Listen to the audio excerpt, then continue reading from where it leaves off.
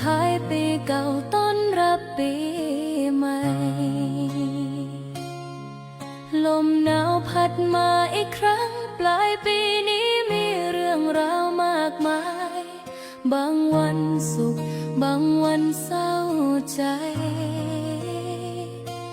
แต่ก็ผ่านมาได้ด้วยหัวใจเข้มแข็ง